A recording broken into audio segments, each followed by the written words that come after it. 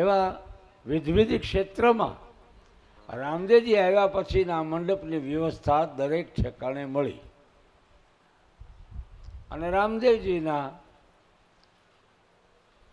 જળહળ જ્યોતિ પ્રકાશમાં આ પદને પામી ગયેલા હંસ જેવી ગતિવાળા જે પુરુષો હતા એને રામજીએ ધર્મ પ્રચાર અર્થે કોઈને રાજસ્થાનમાં, કોઈને કચ્છમાં, કોઈને સૌરાષ્ટ્રમાં, એમ જુદા જુદા ક્ષેત્રોમાં ધર્મ પ્રચાર અર્થે મોકલ્યા છે. 18 વર્ણને એક જ પ્યાલે, એક જ અંજવાળામાં, કોઈ ઊંચો નહીં, કોઈ નીચો નહીં, કોઈ સ્ત્રી નહીં, કોઈ પુરુષ નહીં, આવું એક અભિયાન ધર્મનું ચલાવ્યું 1461ની સાલથી. આપણને આ બધો મહિમા મળ્યો. સૌરાષ્ટ્રમાં લાવનાર આ પરંપરાને રામદેવજી મહારાજ કહે છે, મેઘધારુને કહે છે, ઉગમસિંહ બાવાને કહે છે, ખીમડિયા કોટવાળને કહે છે. એવ મહિમા લઈ અને આપણા સૌરાષ્ટ્રને ગુંજતો કર્યો છે. એક દાખલો. બીજો શાસ્ત્રનો પુરાવો બીજો એ મળ્યો છે. આપણને આ લાભ કેમ મળ્યો એની વાત છે. રામદેવજી ભગવાન એમના માસિયાએ હરભુજી સાથે અનેક વખત ધર્મની ચર્ચાઓનો સત્સંગ કર્યા, પણ જે ઉભરો જોતો તો રામદેવજીને એ પ્રતિસાદ હરભુજીના આગળથી મળ્યો નહીં. એટલે વાત એમને ત્યાં ને ત્યાં રહી ગઈ. અને એમાં સમય રામદેવજીનો આવ્યો, પડદે જવાનું પ્રયાણ થયું અને ભાઈ હરભુજીને કોઈ સમાચાર નહીં.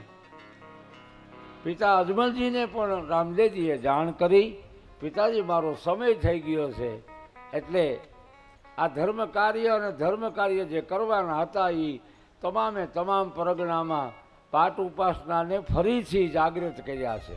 પાઠ તો રામદેવજી આવ્યા પહેલાંય હતો, પણ વધારે મહિમા આનો રામદેવજીએ વધાર્યો.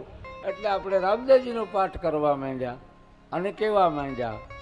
બીજી સંતોના અભિપ્રાય એવા છે કે રામદેવજીનો પાઠ એટલા માટે કહેવો પડે છે કે રામદેવજીએ દીવાને પ્રાધાન્યતા નથી આપી, જ્યોતને પ્રાધાન્યતા આપી છે. કારણ કે દીવાને તળિયે અંધારું હોય, રામદેવજી કે અંધારું મારી વાતમાં ક્યાંય ન હોય. એટલે અંધારાનો અર્થ થાય અજ્ઞાનતા પણ થાય છે. એટલે રામદેવજીએ કોઈ મંદિરના વિખવાદમાં પડવું નહીં. આને આવવા દેવાના, આને ન આવવા દેવાના, આને આમ રાખવાના, આને આમ રાખવાના, એવા જે ભેદાભેદીની વાત હતી. એટલે રામદેવજીએ કીધું કે સનાતન જ્યોત ભગવાન શિવજીના ઘરથી આવતો આ શેરડો એ ઘેરે ઘેરે ન જ્યોત પ્રગટાવી.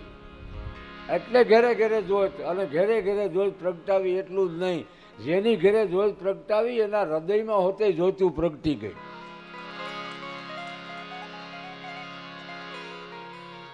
એટલે પડદે પ્રયાણ કર્યા પછી રામદેવજીના ભાઈ હરભુજી 3 દિવસે આવે અને 3 દિવસે આવી અને જ્યાં રણુજામાં આવવાનું પ્રયાણ કરે છે ત્યાં તો રામદેવજી એને હામા મળ્યા છે રણુજાના સીમાડા ઉપર. હવે હામા મળ્યા પછી એમ કેવું કે ભાઈ અમંગળ સમાચાર સાંભળ્યા.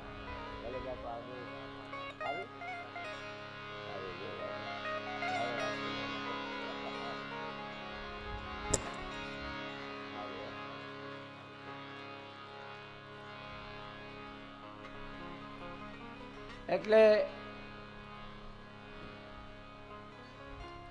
રામદેવજીએ આવકાર આપ્યો. બે હેતે પ્રીતે મળ્યા છે. વાણી પ્રમાણ જોઈએ આપણે કે આ સત્ય છે કે નહીં. એવા હેતે ને પ્રીતે રે ભાઈ પરસ્પર ભેતિયા.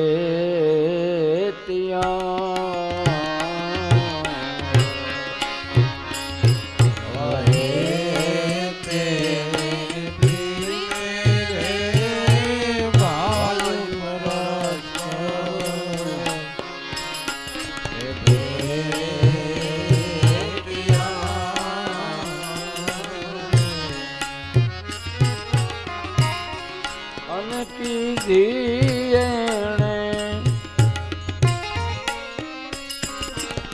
સુમાતણી રે એ મનવાર આવા ભોળલા ચરંતા રે દીઠા રામા એ પીરના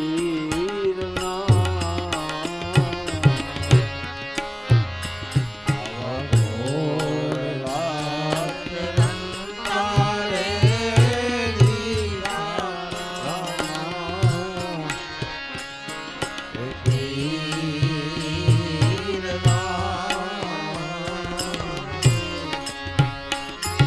એ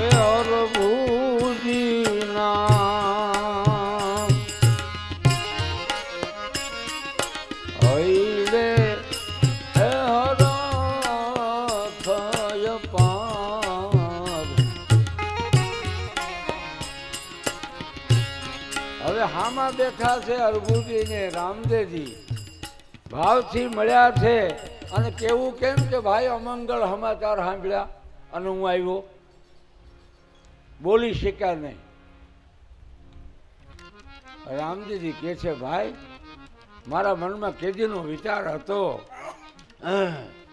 પણ મળવાનો યોગ નહોતો થતો. સારું કીધું તમે આવ્યા. અરભુજી કે છે તમે અત્યારમાં તો કા મારો નીલમ ઘોડલો છે ને એ બહુ હમણાં તોફાન કરે, બાંધો ખાધા કર્યો ને એટલે તોફાન બહુ કરે છે. એને થોડોક ફેરવવા માટે હું આવ્યો છું. પણ તમે રાજમાં જાઓ, હું હમણાં આવું છું અને આલ્યો આ જોડી લેતા જાઓ. જોડી બાપુજીને આપી દેજો. આ જોડી બાપુજીને આપી દેજો.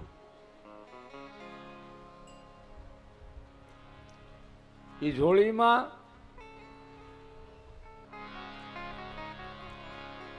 ચાર વસ્તુ દ્વારિકાના દરિયામાં ભગવાન કૃષ્ણે રણછોડરાયે અજમલ રાજાને આપી હતી. એ વસ્તુ રામદેવજીએ સમાધિમાં મેલાવી. અભય અંચળો, વીરગેડીઓ, અમલની ડાબલી અને રતન કટોરો. એ ચાર વસ્તુ રામજીએ સમાધિમાં મેલાવી અને સમાધિ પડદે પર્યાણ કરી ગયા. એ ચાર વસ્તુની જોડીમાં લીધેલી વસ્તુ એ હરભુજીને આપી. તમે જાઓ રણુજામાં જાઓ, આ પિતાજીને દઈ દેજો, રસ્તામાં ક્યાંક પડી જાય.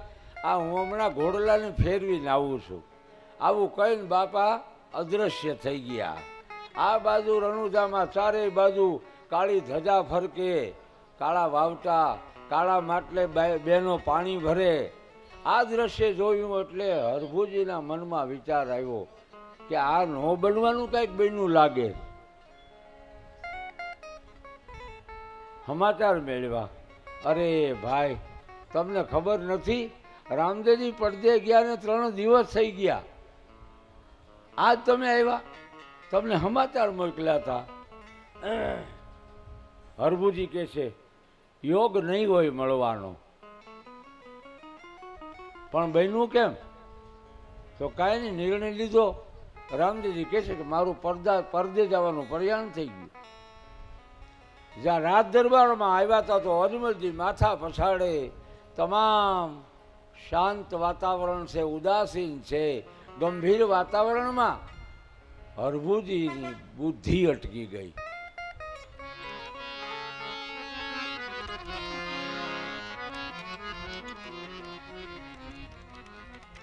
અજમલજીને મળ્યા. અજમલજી ખૂબ ધ્રુસકે રડવા લાગ્યા. ભાઈ તું બહુ મોડો આવ્યો, તને રામદેવ બહુ યાદ કરતા હતા. પિતાજી આવું તું તો વહેલું, પણ બન્યું એવું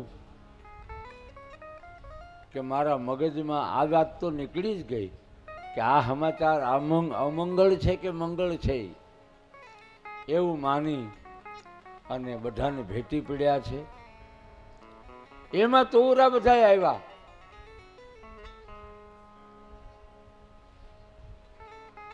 કે આ ચાર વસ્તુ જે હરભુજીએ આપી છે એ તો આપણે સમાધિમાં મેલી હતી.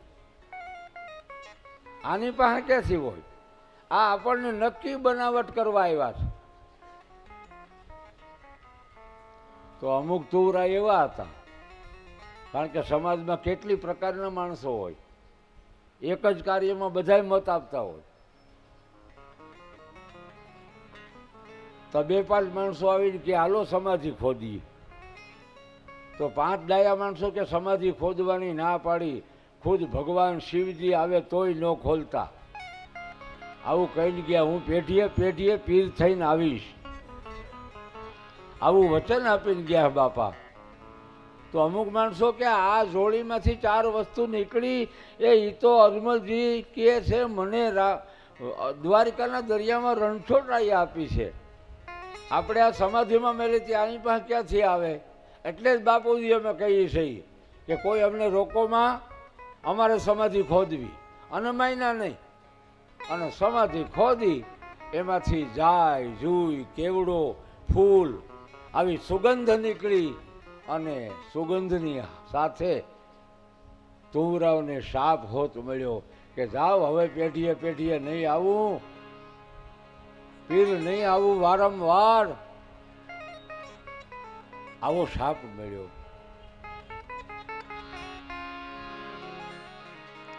હરભુજીના મનમાંથી આ શંકા ગઈ નહીં. એને કીધું જે સ્થળે મને મળ્યા રામદેવજી એ સ્થળમાં જાઉં.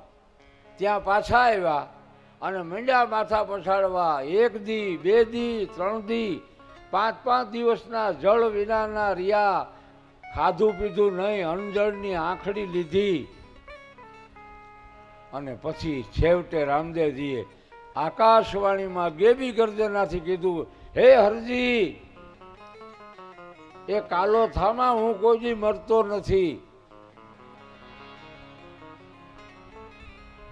હું કાયમને માટે છું, મારું તત્વ સનાતન છે, પેલા હતું, અત્યારે છે અને ભવિષ્યમાં રહેશે. આ મારું તત્વ સનાતન છે. આ યોગ મેં અર્જુનને પણ કીધો છે, આ યોગ મેં ઈશ્વાકુને કીધું છે, આ યોગ સૂર્ય મનુને કીધો છે. આ યોગ હું તને કહું છું. માથા પછોડવાનું બંધ કરી દે. તારે મળવું હોય તો હાલ ગિરનારમાં આવી જા, સૌરા મંડપની જગ્યાએ આવજે, મારી ગતગંગા અમે બધા બેઠા છીએ. અને ત્યાંથી ઘોડાના ડાબલે એના હગડ જોતા જોતા જોતા હરભુજી ગિરનાર આવવાનું પ્રયાણ કરે છે. વાણીએ પ્રમાણ આપ્યું છે. હરભુજી કે છે, હાલતી વેળા તારો પલ્લો ન પકડ્યો, ન જાય ઘોડલાની વાગ રે.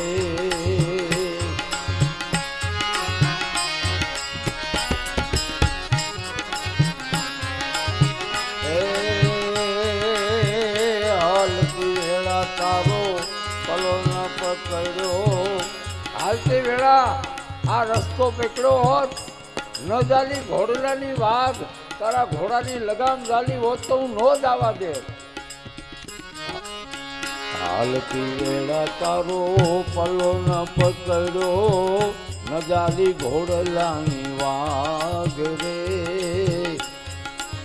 એ ગુરુની દુઆઈ મેં અસત નહીં બોલું, હમણાં મળ્યા મને રણુદાનો રાય.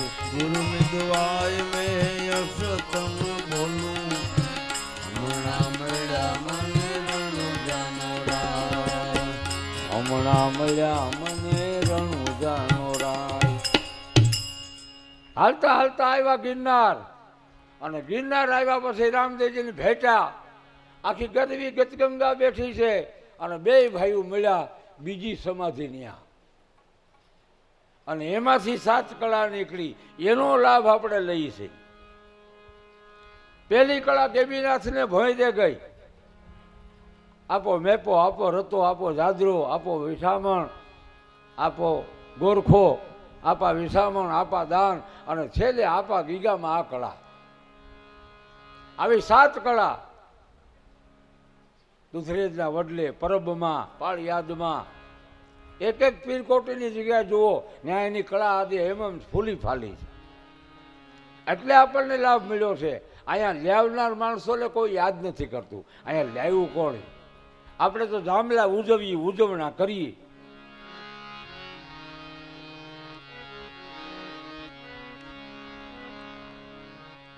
એટલે હું કહેવાય જઈ રહ્યો કે આ કળાઓ જે પીરાણી કળા છે એનો લાભ આપણને આવી રીતે મળ્યો છે. એવો સવરો મંડપ અજમલને આંગણે તમામ સંતો હંસો પધાર્યા છે. આ મહિમાની વાત એ સમયમાં